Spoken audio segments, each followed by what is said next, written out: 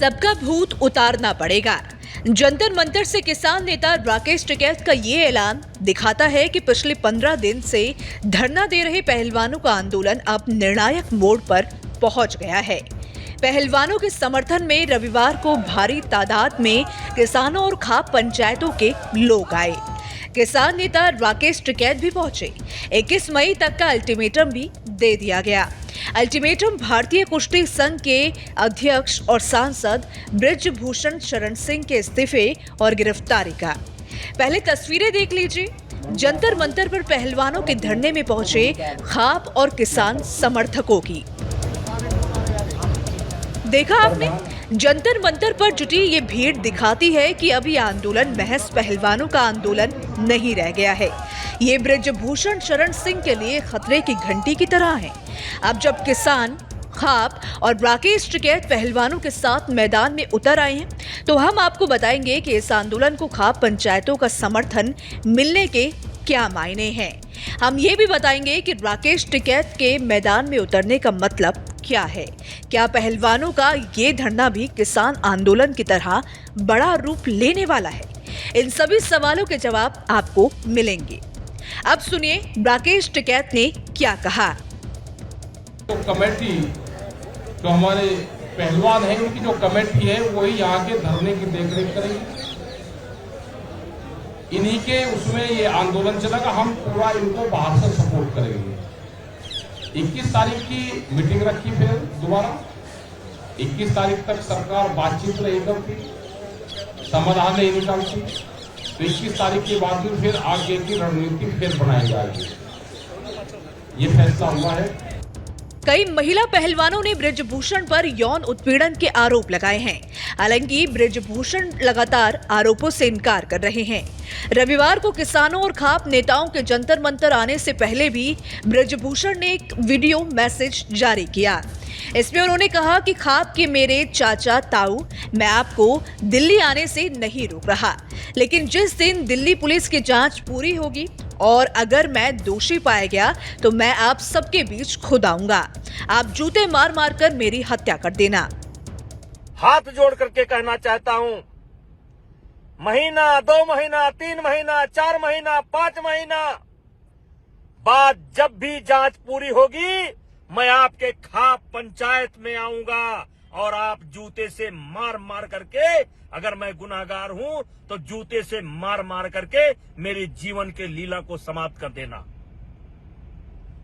चाचा ताऊ, किसी स्वाभिमानी आदमी के चरित्र को मार दो, वो आदमी स्वयं मर जाएगा। आज यही हो रहा है।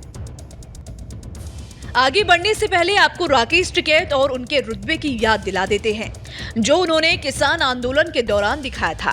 कृषि कानूनों के खिलाफ किसान आंदोलन की शुरुआत 26 नवंबर 2020 को हुई थी। पंजाब और हरियाणा से हजारों किसान दिल्ली की सीमा पर आकर डट गए थे। सरकार और किसान प्रतिनिधियों के बीच वार्ता के कई दौर चले, हिंसा भी हुई, लेकिन बात नहीं बनी। धरना प्रदर्शन चलता रहा और कृषि कानून भी नहीं हटे। इस बीच 26 जनवरी को रैली के दौरान लाल किले और उसके आसपास जमकर उत्पात मचा। इसके बाद लगने लगा कि किसान आंदोलन अब खत्म हो जाएगा, लेकिन 28 जनवरी को किसान नेता राकेश टिकैत ने ऐसा काम किया कि पुलिस और सरकार हैरान रह गई। गाजीपुर बॉर्डर पर डटे किसानों पर पुलिस ने कार्रवाई की तैयारी कर ली थी। खबरें चल रही थी कि पुलिस टिकैत को गिरफ्तार करने वाली है। उसी दौरान राकेश टिकैत मंच पर पहुंचे, फूट फूट कर रोने लगे। देखिए ये वीडियो। इस किसान को बर्बाद नहीं होने दूंगा देश के। आज अचानक क्या हुआ? आज अचानक क्या हुआ? वापसी होगा। आज अचानक क्या हुआ? पूरा घटनाक्रम बताइए। देखते ही देखते वीडियो वायरल हो गया। सोशल मीडिया पर ट्रेंड चल पड़ा। जो टिक गया वो टिकैत। किसानों का सैलाब उमड़ पड़ा। टिकैत के आंसुओं ने आंदोलन में फिर से जान डाल दी। बाद में पीएम मोदी ने तीनों कृषि कानून वापस लेने का ऐलान किया। देशवासियों से माफी भी मांगी। राकेश टिकैत के पिता महेंद्र सिंह टिकैत एक बड़े किसान नेता थे। उनका जलवा ऐसा था कि एक बार उन्होंने राजधानी दिल्ली को ठप कर दिया था। 1988 का दौर था। इंडिया गेट के बोट क्लब पर किसानों की महापंचायत हुई। ये पंचायत गन्ने की कीमत बढ़ाने, बिजली पानी सस्ता करने और किसानों के कर्जे माफ करने को लेकर था। टिकैत के आह्वान पर 14 राज्यों से लगभग 5 लाख किसान जुट गए। विजय चौक से लेकर इंडिया गेट तक किसान ही किसान थे।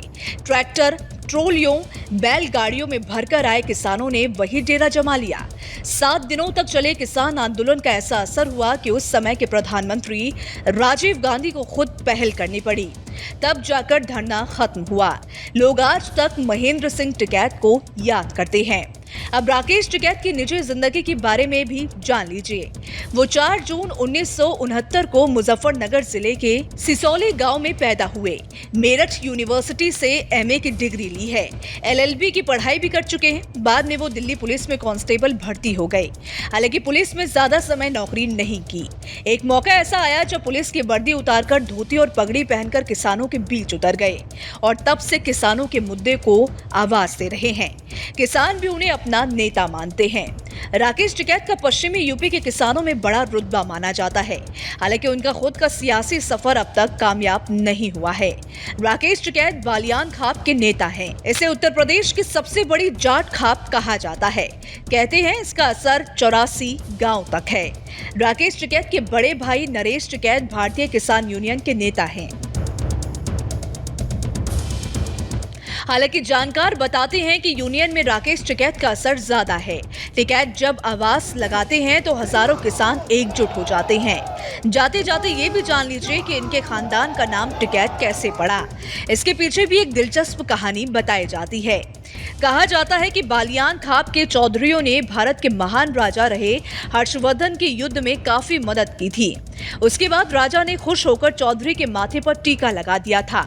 इस टीके से टिकैत बन गया और चौधरी परिवार ने उसे अपना लिया।